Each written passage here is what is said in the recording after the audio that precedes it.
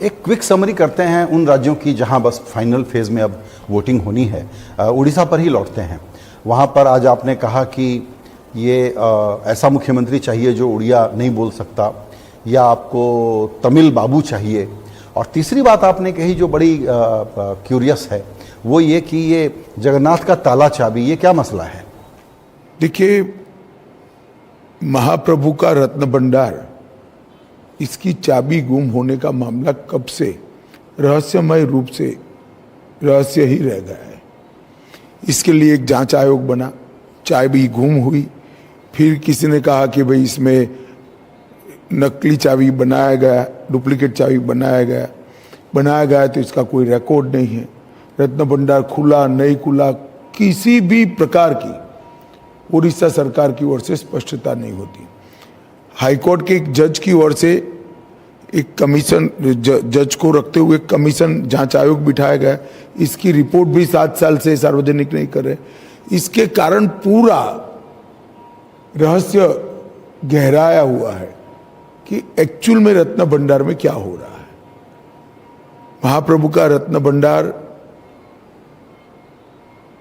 इस जगन्नाथ जी के दुनिया भर में फैले हुए भक्तों की श्रद्धा का विषय है, और मैं मानता हूं इस प्रकार के श्रद्धा के विषयों को रहस्य में नहीं रखना चाहिए, उसको सार्वजनिक करना चाहिए। नवीन बाबू के बारे में एक बात कुछ लोग चर्चा करते हैं कि जैसे लाभार्थी योजनाओं पर आप लोगों ने बहुत मजबूती से काम किया, वो काम उड़ीसा में नवीन बाबू ने भी ठीक ठाक किया है। आप इससे सहमत हैं?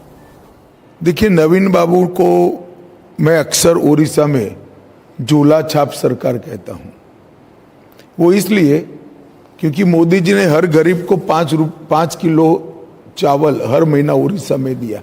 देश भर में देता है, चावल, गेहूं, बाजरा, रागी, जो जिनको चाहिए। नवीन बाबू ने उस पर अपना झोला चलाने का काम किया, तो अपने फोटो वाला झोला एक इसमें 5 किलो चावल पैक कर दे दिया। सामान आपका, फोटो उनकी। इसी तरह से प्रधानमंत्री आवास को उन्होंने कोई इसी प्रकार का नाम दे दिया। हर घर नल से जल को भी अपना नाम दे दिया। योजनाओं की क्रियान्वयन नरेंद्र मोदी सरकार कर रही है, उसका ओडिया नामकरण नवीन बाबू कर रहे हैं। मगर नवीन बाबू को यह मालूम नहीं है कि उड़ीसा की जनता ये जान चुकी है। इस बार हमने अच्छा खासा कैंपेन किया है।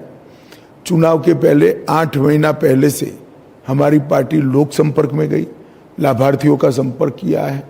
सभी लाभार्थियों को अब ये मालूम है कि ये जो मदद है वो नरेंद्र मोदी जी ने भेजी है।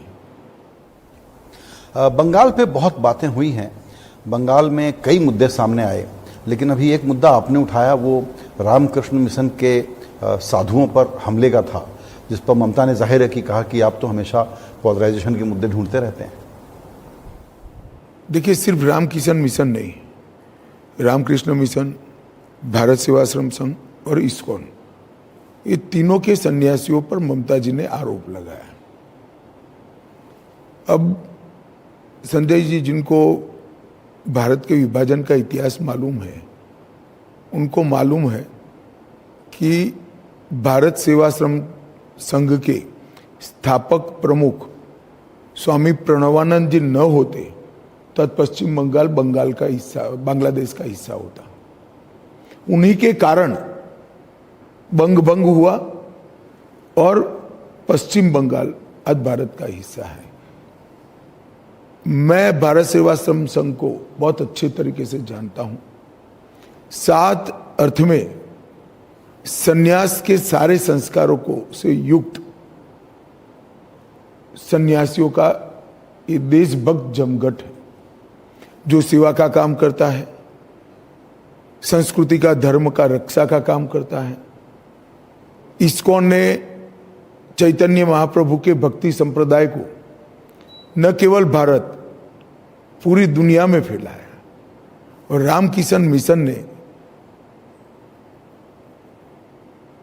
सेवा के कार्य, चाहे बड़े बड़ी ऊंचाई पर बने पहाड़ हो, जंगल हो, या डेंस ट्राइबल एरिया हो, हर जगह शिक्षा, पीने का पानी, स्वास्थ्य और गरीबों की सेवा, ये चारों विषय पर इतना अच्छा काम किया है।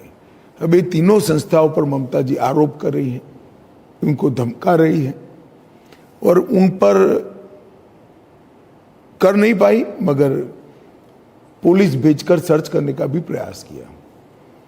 मैं मानता हूं कि चुनाव जीतने की लालसा कितनी भी हो, मगर इस प्रकार की रेप्यूटेड रिलीजियस संस्थाओं पर आरोप लगाना और पुलिस बल का उपयोग करना मैं उचित नहीं